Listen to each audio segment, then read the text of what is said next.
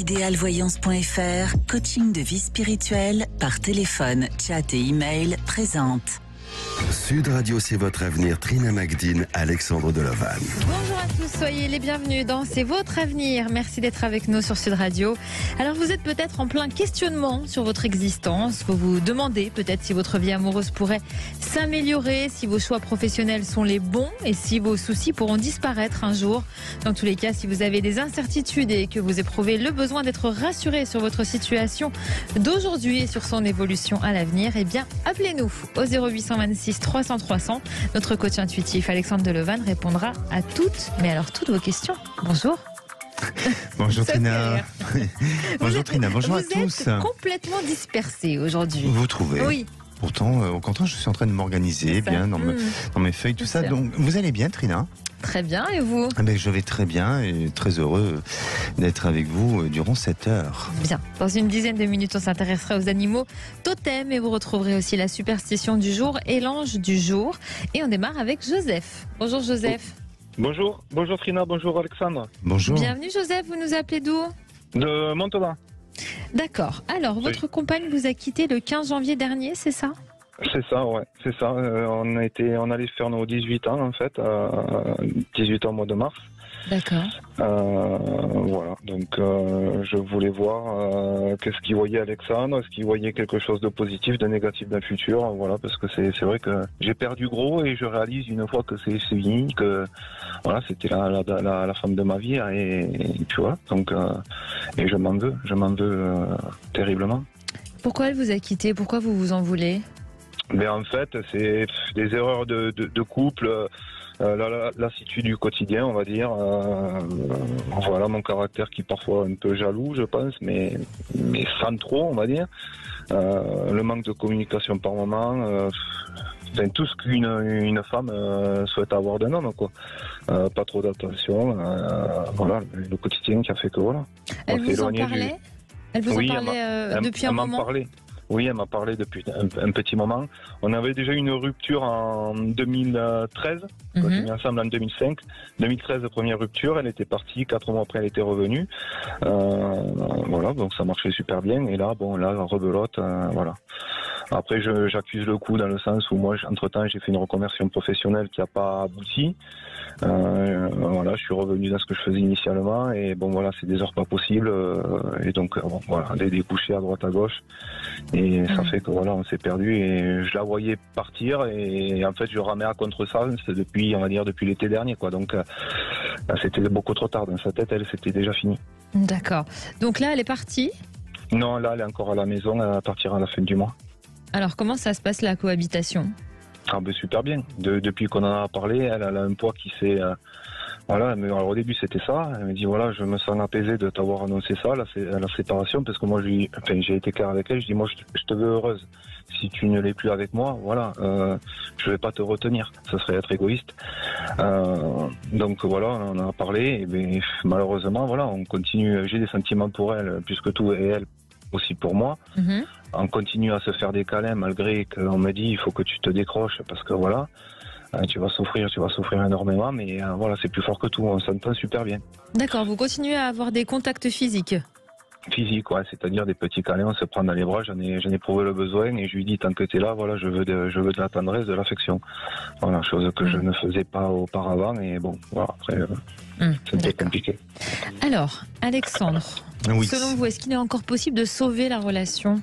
Oui, il est encore, il est encore possible. Je sens qu'il y a une possibilité, en tous les cas, de communiquer comme vous le faites, peut-être aussi de positionner les choses autrement et différemment. De ce que je ressens aussi, c'est que votre compagne actuelle a besoin effectivement de changement de vie, de peut-être de réfléchir et de se repositionner autrement et différemment pour après peut-être prendre une décision définitive. Mais je la sens pas, cette décision-là, je la sens pas encore complètement active, je la sens pas encore être mise en action, même si il y a un changement durant cette fin de mois. Elle vous a assuré, garanti qu'elle n'avait personne dans sa vie sentimentale, que les raisons sont différentes, autres que ça. Hein, c'est bien ça. C'est pas du tout le style de cette fille à partir pour un autre. Voilà, elle veut même pas. Elle me dit déjà c'est pas du tout ce que je veux. Non, moi j'ai prétexté la crise de la quarantaine, voilà, parce que ça correspondait en tout point entre guillemets. Elle me dit peut-être que c'est ça, mais elle me dit là je veux souffler, je veux faire ce que je veux quand je veux, voilà, elle a besoin d'être seule et de se retrouver. Exactement. Donc, pardonnez-moi, oui. Donc moi, on compte vendre le bien immobilier qu'on a en commun. Oui. Donc j'ai été clair avec elle, je lui ai dit écoute, une vente immobilière ça peut se vendre en 3-4 mois ou 6 mois. Je dis tant qu'on aura la maison en commun, bon on a une fille aussi, mais on est plus rattaché par rapport à la maison, la vente de la maison, on va être obligé de se voir automatiquement. Moi je lui ai dit clairement, je fais tant qu'on a la maison, j'y croirai un peu, j'aurai un petit espoir. Une fois qu'on sera passé, sorti de chez le notaire, on va dire, que chacun part, voilà, et que tu seras pas revenu entre temps, je considérerais vraiment cette histoire finie malgré tout, et je pourrais commencer à faire le deuil, quoi.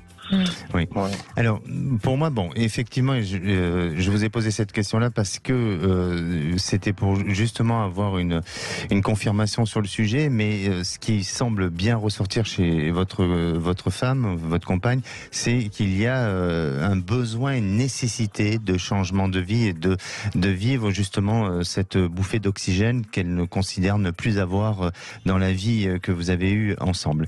Et puis, il y a aussi une prise de conscience chez elle sur la notion de l'existence, sur la notion de vivre, sur la notion d'être. Donc, peut-être qu'à la suite d'événements familiaux, de peut-être aussi sur le plan émotionnel, elle a été marquée et touchée, qui font que, à partir de là, ça n'a fait que accentuer, ça n'a fait que mettre le doigt sur des émotions, sur ce désir aussi de ne plus accepter certaines choses et de décider à vivre autrement et différemment. Est-ce que pour vous, ou est-ce que vous avez pu identifier qu'elle aurait pu avoir elle-même des fragilités à ce niveau-là ? Ah, complètement. Oh, là, vous avez mis le doigt dans le mille, on va dire. Non, elle a eu une perte d'emploi l'année dernière, perte de son premier amour, on va dire, ça a été son papy. Donc j'ai souffert autant qu'elle, parce que bon, n'ayant pas de grand-père, moi c'était comme le mien, ça faisait 17 ans qu'on était ensemble, donc ça a été mon papy aussi. Elle a fait un burn-out, dépression, fait 2 dépressions, donc moi j'ai réussi à la sortir à chaque fois. Elle me disait t'arrives à me tirer vers le haut, mais des fois c'est vrai que tu aurais tendance à me redescendre aussi, mais involontairement. Alors je sais pas, bon, je vais faire une thérapie sur moi. Mais voilà, elle a connu plusieurs. Et c'est pour ça que, pour moi, si vous voulez, quand je m'inspire, enfin, quand je vous écoute, et ce qui m'inspire de vous, et notamment d'elle, c'est le mot existence. Et je crois vraiment que votre compagne aujourd'hui a une réelle question sur la notion de l'existence, sur la notion aussi de poursuivre, d'avancer, d'évoluer, et elle a besoin de travailler sur ça, sur cette existence-là. Et vraiment, tout demande un peu de temps avant que les choses se remettent en place et se repositionnent. C'est pour ça que aujourd'hui, je ne vois pas forcément une réconciliation dans un temps immédiat, mais il est fort possible que vous puissiez, à un moment donné, reprendre une route, reprendre un chemin avec, bien entendu, de nouveaux projets, de nouvelles choses qui vont se mettre en place, et puis surtout peut-être besoin d'enrayer ce qui a été fait jusqu'à présent pour justement passer à autre chose et pour créer une nouvelle existence. Et vraiment ce mot me vient et voilà, c'est exactement ça. Et autant peut-être pour vous aussi, il faut peut-être travailler sur cette notion d'existence, et à partir de là, vous verrez que ensemble, vous allez pouvoir vous accompagner et peut-être réfléchir chacun de son côté, mais pour il y a quand même un détachement avant pour. Oui, totalement. Il va falloir un détachement physique et la laisser souffler et ne plus être le lourdeau de base entre guillemets. Vous êtes dur avec vous-même. Oui, non, mais je prends conscience. On me dit, il faut que tu te détaches, il faut que tu arrêtes de l'appeler ou envoyer un petit SMS de temps en temps. Il fait, coupe, et tu verras bien. C'est pas évident, forcément. C'est pas évident. Oui, enfin, vous coupez, j'entends, mais restez bienveillant. Parce que je crois que la bienveillance permet aussi de se souvenir, de se rappeler, et puis de créer une certaine forme de compassion et puis d'alliance toujours. Donc même si vous restez discret, même si vous restez un peu silencieux, n'oubliez pas que ça a été votre compagne et que vous avez vécu beaucoup de choses ensemble. Et si vous avez envie de poursuivre un chemin ensemble, ne soyez pas totalement dans le silence aussi. Ça peut se D'accord. reformer d'ici combien de temps à peu près selon vous, Alexandre? Oh, ça va demander encore un petit peu de temps, mais difficile à dire parce que je crois que par rapport Il y a un travail à faire, il y a un ouais, travail à bien sûr. faire, voilà, une évolution et tout ça. Mais je crois que s'il y a une véritable, je dirais, un travail qui est fait sur de véritables prises de conscience et sur, je dirais, des choses essentielles sur lesquelles vous et elles peuvent évoluer, enfin facilement, plus ou moins. Mais pour moi, d'ici 1 an, en tous les cas, il y a un changement favorable. Bon, et on vous le souhaite, Joseph. Merci. Ok, ben un grand merci. Merci à Merci. vous d'avoir été avec nous. À bientôt, Joseph. Merci, bonne fin de journée, au revoir. À vous aussi. Allez, on va s'intéresser dans un instant aux animaux totems et on vous attend sur Sud Radio 0826 300 300. Venez nous rejoindre. Sud Radio, c'est votre avenir, le sujet du jour. Trina, pardonnez-moi. Oui, Parlez-nous des animaux totems. Alors, les animaux totems sont nos guides spirituels tout au long de notre vie et ils nous permettent de nous découvrir et de dévoiler le sens de notre véritable personnalité. C'est un concept dont les origines sont tirées des peuples anciens et de leurs croyances, en particulier des peuples amérindiens et africains. Pour les peuples amérindiens, chaque personne est liée à l'esprit d'un animal tout au long de sa vie. La notion du totem renvoie à cette liaison entre l'être et l'esprit. Et sur le continent africain, l'animal totem représente une base importante des relations entre les êtres humains, à tel point que si 2 personnes ont le même animal totem, elles ne peuvent pas se marier. Ah tiens. Alors, comment trouver notre animal totem? D'abord, il faut savoir qu'on a tous notre propre animal totem et pour savoir quel est celui qui vous transmet son énergie, il faut faire attention aux signes du quotidien, à la nature et à vos rêves. Votre animal totem peut apparaître dans vos rêves de manière récurrente et surgir dans votre vie de façon inattendue et fréquente. En fait, il se manifeste généralement quand vous êtes dans un état d'esprit serein et paisible, en pleine méditation ou en pleine séance de relaxation, par exemple. Et alors, quelle est la signification de ces animaux totems? Alors, chaque animal totem possède sa propre signification. Il y en a beaucoup, donc j'ai pris quelques exemples. Si vous avez le renard comme animal totem, comme il est connu pour être rusé, ça vous montre que vous savez ouvrir les bonnes portes et affronter les obstacles qui se présentent à vous. Si vous avez la chouette comme animal totem, c'est mon cas. Comme elle est capable de voir dans l'obscurité, ça vous invite à regarder au-delà des apparences et c'est aussi un symbole d'intuition et de sagesse. Si vous avez la tortue comme animal totem, sa lenteur vous indique qu'il ne faut pas précipiter les choses, que tout arrivera en temps et en heure. C'est quelque chose dont on parle de plus en plus souvent, l'animal totem, c'est utilisé un peu partout et même au cinéma.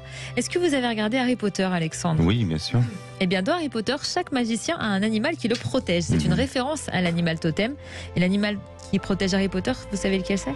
Non, je m'en souviens plus. C'est le cerf. Ah, c'est le cerf. Oui, et le vôtre? Eh bien, le mien, c'est l'ours. Ah, d'accord. Oui. L'ours. Mais alors après, parce que aujourd'hui, il y a plusieurs, comme vous dites, animaux totems, Oui. et en fonction aussi des dates de naissance, on peut retrouver son Ah, c'est vrai. animal Ah, bah totem. alors ça, j'ignorais par contre. Alors, Pas trouvé dans les généralement, il y a la technique des rêves, comme vous le dites, et puis aussi de la méditation. Par la méditation, on peut travailler et avoir son animal totem qui vient à nous.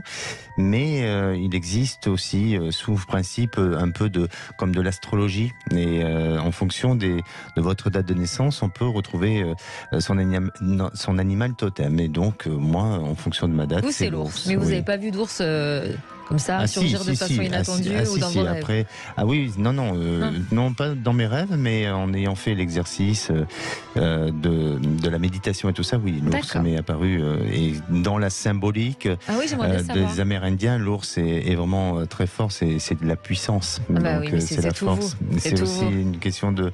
Oui, et puis Force mentale de aussi. protection aussi, peut-être. Julie nous a rejoint. Bonjour Julie. Oui, bonjour. Bienvenue Bonjour. Julie, vous nous appelez d'où? Bonjour. Bonjour Alexandre, bonjour Trina, je vous appelle, donc je suis à Brie-Contrebert. Très bien. Vous êtes en procès pour votre maison, c'est ça? Oui, voilà, oui, bon, c'est une histoire effectivement de longue haleine. Je me suis dit, allez hop, aujourd'hui, je voudrais bien avoir le ressenti d'Alexandre parce qu'arrive un moment, on a besoin de se sentir un petit peu épaulé. Et donc, voilà, c'est pour ça que je voulais soumettre un petit peu ce petit souci que j'ai là. Donc, effectivement, je vous raconte mon histoire. Oui, un petit peu. allez-y. Oui, merci. Donc voilà, j'ai fait construire une maison sur plan avec architecte, artisan, prêt bancaire, cautionnement, assurance et délai de livraison, tout ce que peut demander donc une banque ou autre pour une construction. Le problème, c'est que pour défaut de construction, l'architecte et l'artisan ont eu donc des désaccords et la maison n'a pas été finie, donc livrée. À partir de là, on a entamé donc les procédures et le pompon aussi, bien sûr. La banque avait tout débloqué à l'artisan. Donc,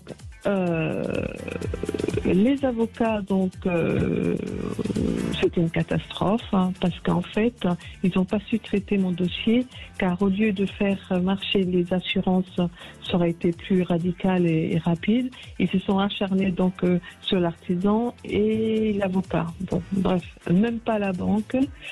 Ils se sont acharnés sur l'artisan et l'architecte, même pas la banque, etc. Enfin bref, voilà.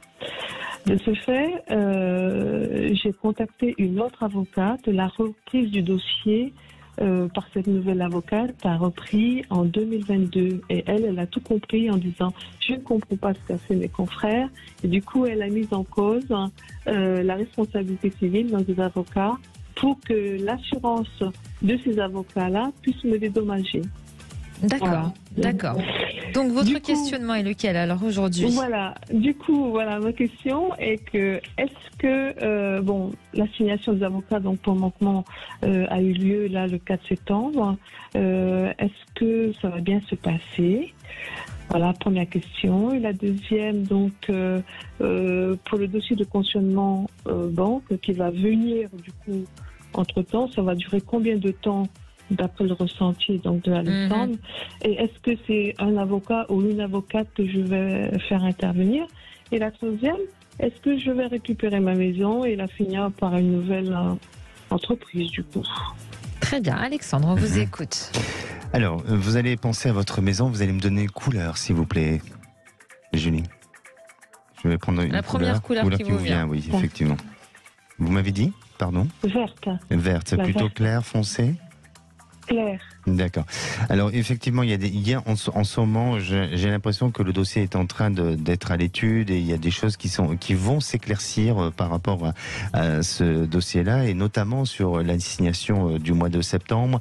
Il y a quelque chose d'assez, je dirais, positif. Alors, on dirait que ça se décale au niveau du temps. Alors, c'est peut-être pas forcément sur la procédure, mais peut-être plus dans le déroulement de la procédure où là, il y a des choses qui vont évoluer, qui vont changer, qui vont vous permettre de gagner un peu plus en avantage. Par contre, sur cette maison, si vous allez récupérer cette maison, oui et non, dans le sens où je vous sens avoir la possibilité et gain de cause pour pouvoir arriver à récupérer cette maison, mais vous avez une obligation financière dessus qui vous amène à devoir vous en séparer à l'avenir, soit de la revendre ou soit de faire une action pour pouvoir peut-être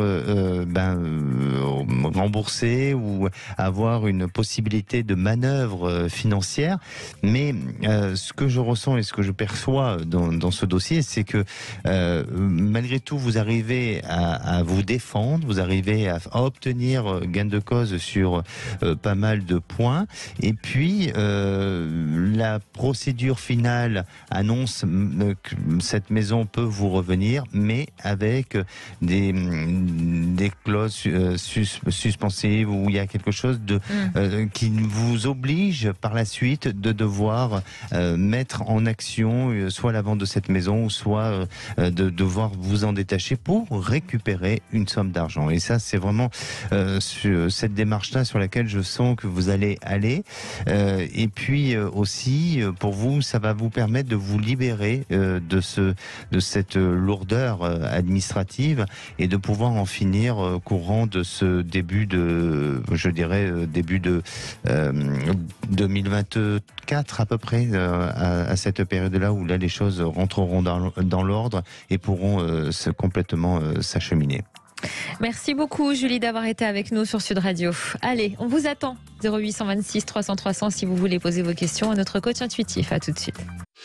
Sud Radio, c'est votre avenir. Trina Magdine, Alexandre Delovan. Et de retour sur Sud Radio, bienvenue si vous nous rejoignez dans C'est votre avenir. N'hésitez pas à nous appeler au 0826 300 300 si vous voulez être éclairé sur votre présent et votre avenir par notre coach intuitif Alexandre. On va passer à la superstition du jour. Oui. Mais on parlait tout à l'heure, je voulais faire une petite parenthèse de l'animal totem et on avait mis un sondage sur notre compte Instagram de Sud Radio.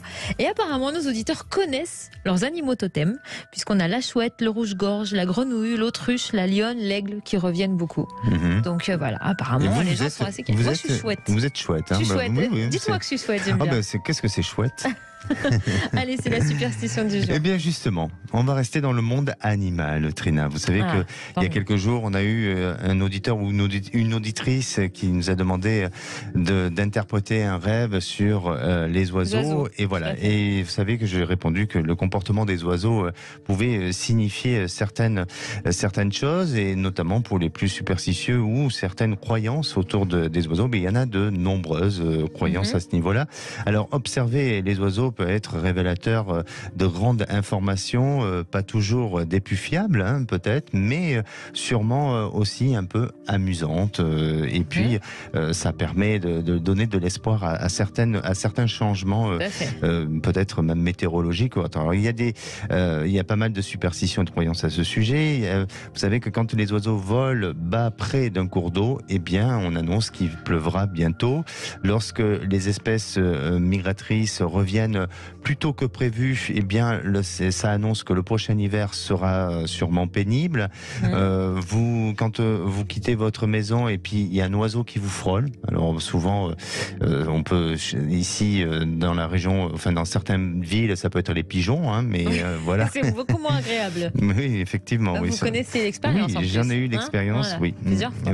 Et puis une sacrée expérience. Ouais, alors, donc, si jamais vous avez cet oiseau qui vous frôle sans qu'il défèque, hein, voilà, pour ne pas dire autrement un autre mot, eh bien, vous recevrez des nouvelles réjouissantes avant votre retour à la maison. Donc, ça va, si la maison n'est pas trop loin, vous n'avez pas longtemps à attendre pour avoir des nouvelles.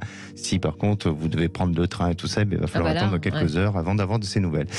Un oiseau qui vole de gauche à droite annonce de bonnes choses, mais au sens contraire, eh bien, apparemment, c'est mauvais signe. Alors ça, je savais pas. Mais alors, du coup, ça veut dire que dans ce cas-là, c'est mauvais signe pour tous ceux qui regardent cet oiseau-là à ce moment-là ? Enfin, ceux qui sont attachés à cette croyance-là, superstition, j'imagine qu'il n'y en a pas beaucoup, hein, quand même. Maintenant, il y en aura un peu plus, maintenant qu'on vous a entendu sur Sud Radio le dire. D'accord. Vous savez qu'il y a la superstition aussi du chat, s'il passe devant vous, de droite à gauche, il y a un signe aussi, il y a une symbolique. Alors ça, j'aimerais bien que vous en parliez. Eh bien, écoutez, la prochaine fois, la semaine prochaine, quand je reviendrai. Parce que moi, mon chat, il passe son temps à passer devant moi, alors ça me fait peur ce que vous dites. À droite, à gauche, à gauche, à droite. Si vous habitez un appartement, bon, j'imagine que dans votre appartement, votre chat se déplace. Donc c'est normal qu'il passe devant vous, de droite à gauche. Donc c'est pas forcément de la superstition. Non, c'est peut-être pas. Par contre, si vous conduisez, que là dans la nuit ou autre, il y a un chat qui passe d'un inconnu, là je comprends. Mais là, quand vous me parlez du cas de votre chat, je pense qu'il faut aller voir le psy. On retrouve David. Oui, bonjour David. On a perdu Trina, je crois que là, ça y est, on l'a perdu. Bienvenue bonjour David. Bonjour. Vous nous appelez d'où ? Thiers, dans la région parisienne. D'accord. Alors, vous avez du mal à comprendre l'attitude de votre compagne ? Oui, entre autres, et puis peut-être aussi la mienne, du coup. Alors, si oui. Donc, si vous expliquez un petit peu, c'est une personne que j'ai rencontrée dans le sud il y a 18 mois, lors d'une randonnée, on va dire. Et puis donc elle habite toujours dans le sud et donc moi donc en région parisienne, hein, de fait de notre travail. Donc on arrive à se voir souvent le week-end, les vacances, et il faut dire que ça pète un petit peu, c'est-à-dire qu'il y a des coupures, et j'ai l'impression que c'est des coupures un petit peu d'adolescents malgré nos âges, hein, puisque moi j'ai 52 ans maintenant, et donc mon ami en a 10 de moins. Donc pour autant il y a une relation assez forte, amoureuse, intime, Au départ, elle était assez distante. Je pense qu'elle était assez incertaine. Moi, j'ai commencé un petit peu à analyser les choses. Et puis, une fois que la digue a été rompue, elle est très amoureuse et tout autant pour moi. Mais ces derniers temps, c'est vrai que je dirais que moi, je suis un peu refroidi parce que je me pose des questions puisque on est toujours donc à distance géographique. Oui. Et puis donc je me pose des questions de savoir le devenir de cette relation parce que alors elle me demande des choses assez fortes par moment, mais c'est assez ambivalent. Pourquoi à un moment donné, elle a pu me dire mais pourquoi tu veux pas te marier avec moi? Vous voyez, c'était très impromptu, c'était au petit matin quand nous étions au lit, donc c'est sorti un petit peu de nulle part et à la fois c'est assez profond. Oui. Mais vous voyez, donc je suis un petit peu un petit peu refroidi ces derniers temps parce qu'il y a des coupures comme ça où je me demande s'il va y avoir rupture parce que Vous y pensez? C'est quelque chose que vous envisagez sérieusement? Pas sérieusement, mais à des moments donnés, je me dis s'il y a des coupures comme ça, peut-être il va falloir passer à autre chose. Donc là, ces derniers temps, il y a eu une mini coupure il y a 10 jours, et puis donc on se donne un petit peu de temps, mais on voit bien qu'on est attachés l'un à l'autre. C'est vraiment quelqu'un qui partage les mêmes valeurs que moi, et donc réciproquement, on s'est présenté mutuellement nos parents. Vous voyez, moi j'ai encore ma maman. Donc il y a un cran qui est passé quelque part. Oui, c'est sérieux. Bon, on va dire ça comme ça, oui. Bon, voilà. Alors, Alexandre, comment percevez-vous la suite et est-ce que vous arrivez à ressentir, comment expliquer cette attitude changeante parfois ? Oui, effectivement. Alors, moi, je sens qu'il y a vraiment un lien entre vous. Il y a du sentiment, il y a une volonté d'avancer malgré tout. Mais chez votre compagne, et je voudrais pas porter un mauvais jugement, mais chez votre compagne, de ce que je perçois et de ce que je ressens aussi, c'est qu'il y a une instabilité psychologique qui l'amène à souvent essayer d'aller dans la provocation ou dans la limite de ce qui est possible. C'est-à-dire qu'à la fois, elle se teste elle-même en agissant de cette manière-là, elle se teste elle-même pour, non pas vous tester, même si elle le fait, ou même si vous avez le sentiment qu'elle vous teste, mais aussi c'est peut-être elle, quelles sont ses limites par rapport à ce qu'elle pourrait dire, de la manière comme elle pourrait agir. Et je vous sens être perplexe et forcément, bien sûr, dans un questionnement sur l'avenir de votre couple. Pardonnez-moi Alexandre, est-ce qu'elle le fait selon vous sciemment pour tester son couple aussi ?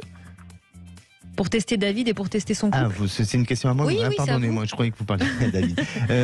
Non, je crois pas. Je crois qu'elle s'auto-teste. C'est-à-dire qu'elle le fait. Alors peut-être peut-être que parfois il y a des moments où elle le peut faire sciemment, mais je crois surtout que c'est elle-même pour s'amener à ses limites. Quelles sont ses limites ? Quelles sont les possibilités de peut-être est-ce que pour elle la notion du bonheur lui fait peur ? Donc est-ce qu'on mettrait pas un petit pic pour voir s'il y a une résistance ? Quelles sont les résistances de l'autre, vous voyez, peut-être aussi un besoin d'être rassuré ou d'être aimé.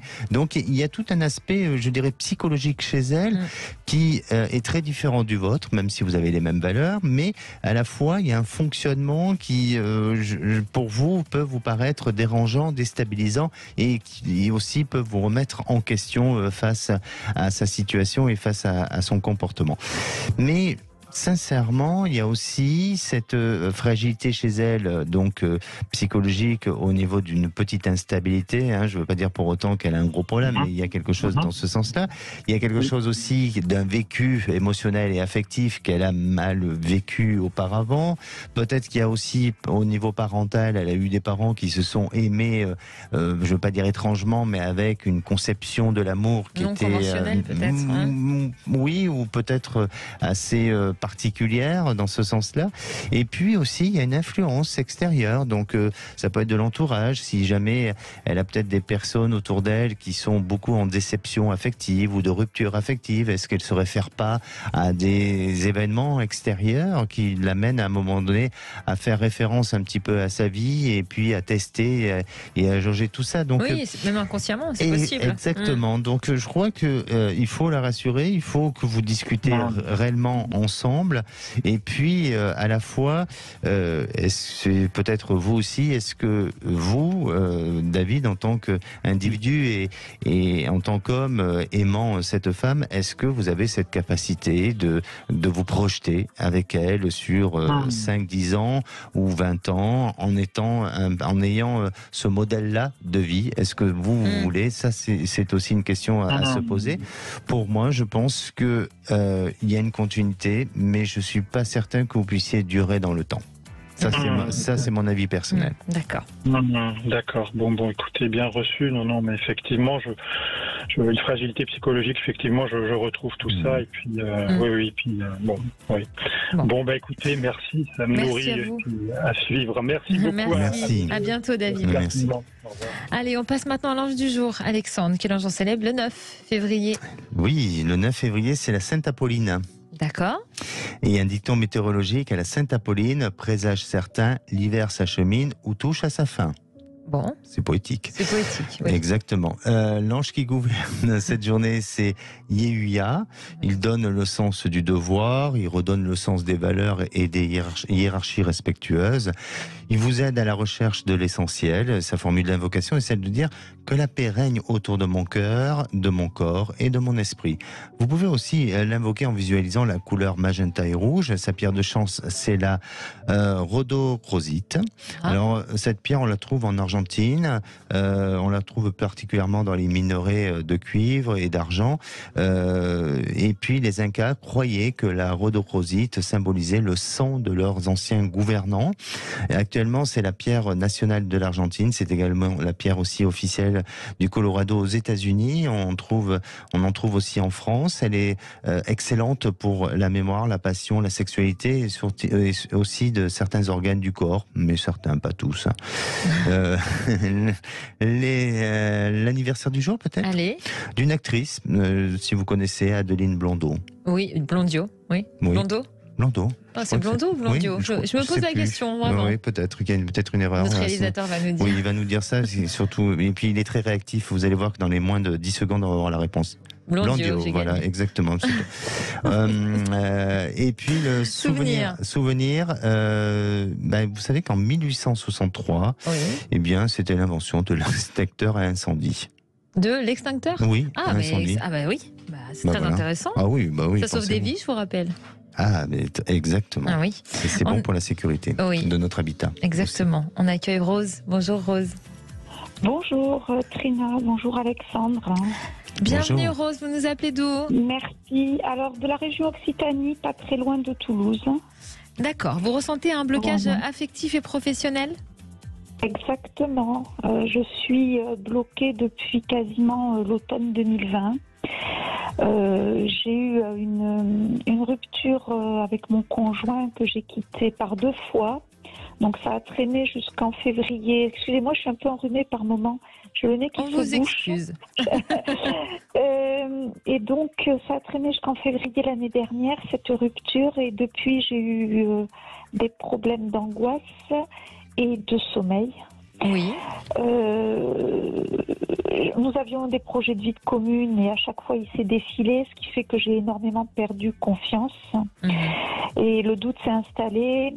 Et pendant 5 ans, j'ai fait mes valises une semaine sur 2. Puisque nous étions tous les deux avec des enfants et divorcés, donc... pas facile. Voilà, pas facile. Lui n'a pas supporté mes enfants et les valeurs de mes enfants, ça le choquait. Donc il me voulait moi, mais pas mes enfants. Donc ça a été compliqué. Donc j'ai pris la décision de le quitter pour aller vers une nouvelle vie, quelque chose qui me correspondrait mieux. Et donc, j'ai mis beaucoup d'énergie. J'ai passé un master, j'ai cherché du travail, j'ai refait ma vie sociale, familiale aussi avec mes enfants. Et pour autant, rien n'aboutit. Alors, la vie sociale, familiale a abouti. Par contre, au niveau amoureux et au niveau boulot, je cherche une maison à acheter aussi depuis presque 2 ans et demi. Et tout est bloqué. Rien ne se décante. D'accord. Et j'ai vu des thérapeutes pour me remonter physiquement et moralement parce que j'étais très très basse en énergie. Je le suis encore, même si un léger mieux. Et là, je commence à baisser les bras parce que je me sens quand même... Alors, je suis pas seule, j'ai plein d'amis, mais la solitude amoureuse. Oui, beaucoup. D'accord. Ouais. Alors, Alexandre, est-ce que vous percevez une rencontre pour Rose et aussi au niveau professionnel, est-ce que ça va pouvoir se débloquer ? Oui, alors j'entends et je reçois votre message, Rose, et effectivement, vous avez traversé une période de fragilité, une période un peu de combat, mais à la fois, quand vous parlez de blocage, j'ai pas du tout ce sentiment-là chez vous, et bien au contraire. C'est bien. J'ai plutôt ce sentiment que vous êtes en train d'avancer. Vous êtes en train d'avancer. Alors oui, vous fatiguez parce que peut-être que vous avez besoin forcément d'être épaulé, vous avez besoin d'être soutenu, d'être aimé comme tout individu et de pouvoir aimer. Donc pour vous, c'est peut-être aussi une nourriture essentielle à l'existence de votre vie. Mais malgré tout, vous avez quand même fait une formation, vous avez mis en place des choses qui ont fait que même si vous n'êtes pas encore arrivé à l'aboutissement et à l'objectif que vous souhaitez mettre en place, mais vous avez quand même avancé, vous avez quand même évolué. Donc, prenez en compte ces changements-là qui se sont passés pour vous et ne pensez pas que vous êtes dans une situation de blocage. Alors oui, vous recherchez un travail, mais c'est un passage qui aujourd'hui vous devez accepter. C'est-à-dire que il y a une période de temps avant de trouver cette nouvelle ce nouvel emploi. Et puis sur le plan sentimental, eh bien vous êtes dans une phase de reconstruction affective. Donc pour moi, ce qui est important, c'est justement de travailler sur votre capital santé et surtout sur votre vibration et sur votre énergie. C'est-à-dire que avant toute chose, j'ai vraiment ce sentiment que si vous travaillez sur vos ressources santé, vous verrez que les choses vont pouvoir se débloquer comme vous avez le sentiment d'être bloqué. Ça va pouvoir se débloquer et vous amener à une nouvelle réalisation. Parce que si, et pour répondre vraiment à votre question, que ce sentiment de blocage-là que vous considérez, c'est parce qu'aussi vous avez les batteries un peu à plat, vous voyez.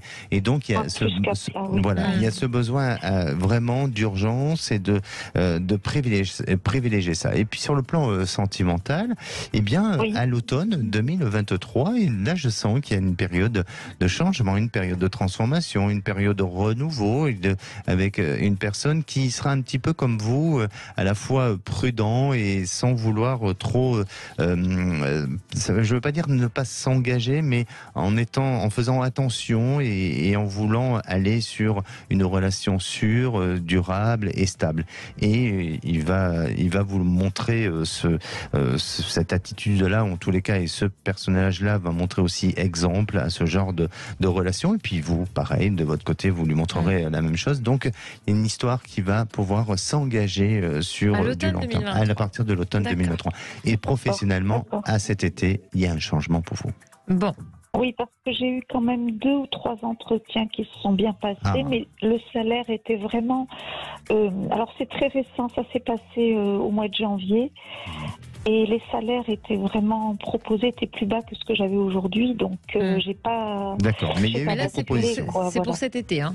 Mais pour cet été, vous avez quelque chose, et il y a eu proposition d'emploi, donc vous n'êtes pas bloqué. Oui, merci Rose, tenez-nous au courant pour la suite. Merci, je vous tiendrai au courant, je vous remercie Avec beaucoup. plaisir, merci, à bientôt. Allez, venez nous rejoindre vous aussi sur Sud Radio, 0826 300 300, on revient tout de suite. Et c'est déjà la dernière partie de C'est votre avenir. Venez nous rejoindre quand même, 0826 300 300. On accueille Julie, bonjour Julie. Bonjour. Bienvenue Julie, vous nous appelez d'où ? De Limoges. De Limoges. Alors, vous vous posez des questions sur l'avenir de votre relation, hein ? Oui, la relation, la maison, l'enfant, voilà, ce que je vais voir. Voilà, c'est un peu un petit global. Dites-nous. Donc voilà, ouais, on vient d'acheter une maison, voilà, c'est récent, ça fait 1 mois que nous y habitons. On a une petite fille de 17 mois, c'est beaucoup d'engueulades avec mon conjoint, pas beaucoup de communication, j'arrive pas à le faire parler, donc voilà, c'est une remise en question, voilà, je suis un peu perdue, déboussolée, et voilà, je cherche à savoir si voilà, il a quitté la maison, s'il va revenir, s'il a une Notre-Dame dans la tête, si voilà, ce qu'il pense, est-ce que c'est la bonne personne réellement, voilà. D'accord. Alors, quand vous dites qu'il y a beaucoup d'engueulades, est-ce qu'il y a des sujets, des choses qui sont plus à même de provoquer des disputes ? Oui, voilà, il a beaucoup de passion de loisirs, il est chasseur, donc voilà, il passe pas beaucoup de temps avec nous et donc on ne le voit pas régulièrement et c'est pesant pour moi, quoi. Vous êtes ensemble depuis combien de temps ? 5 ans. Et donc là, vous avez dit qu'il était parti de la maison ? Ouais, il est parti de la maison depuis 1 semaine. Ah, et est-ce que ça fait suite à une autre dispute ? Voilà, une dispute, mais voilà, il n'a pas cherché à me dire pourquoi réellement. Voilà, c'était pas non plus une grande dispute, mais voilà, il est parti et là je cherche à parler, il est fermé, il est braqué et c'est compliqué. D'accord. Bon, alors, Alexandre, oui. Est-ce qu'il y a un retour possible selon vous ? C'est compliqué, Julie. Vraiment compliqué parce que vous le renvoyez à ses faiblesses et aussi à ce qu'il a peut-être vécu auparavant aussi par rapport à d'autres relations ou pour lesquelles on lui a reproché aussi de manquer de disponibilité ou de manquer de générosité dans ce sens-là. Cet homme, je crois, il a, je ne veux pas dire qu'il a des failles parce que je ne me permettrai pas, mais je crois qu'il a une conception, si vous voulez, de la famille, du couple, qui effectivement ne donne pas forcément satisfaction à ce que vous aimeriez ou à votre conception à vous. Et donc, même si demain ou aujourd'hui, même si la relation devait s'arranger, j'ai vraiment l'impression, le sentiment que ça replongera, vous allez replonger à nouveau dans des crises, et ce sont des crises qui risquent de se rapprocher avec le temps, et ça risque de s'empirer et de devenir trop difficile. Donc, pour moi, là, il est dans cette notion de fermeture. Il n'a pas peut-être envie de se justifier. Il n'a pas envie de rentrer dans le conflit non plus. C'est peut-être pour ça aussi qu'il il s'ouvre pas au dialogue, parce qu'il n'a pas envie du conflit. Mais à la fois, je sens que c'est quelqu'un qui n'a pas forcément envie de changer les choses. Et s'il le fait, il le fera peut-être parce que... Vous avez un enfant ensemble, hein, c'est ça ? Oui. D'accord. Il le fera peut-être parce qu'il y a quand même une famille, donc peut-être pour essayer de faire quelques efforts avec l'enfant. Mais là, j'ai un panorama de votre existence ensemble qui me paraît un peu trouble, un peu flou, un peu difficile. Donc, je pourrais vous dire que pour moi, il faut peut-être réfléchir autrement, différemment, et vous préparer ensemble à un changement de vie et peut-être à une autre volonté. Alors, je maintiens à dire que avant de baisser les bras, il faut essayer quand même de discuter, il faut essayer de faire les efforts, chacun des efforts au maximum.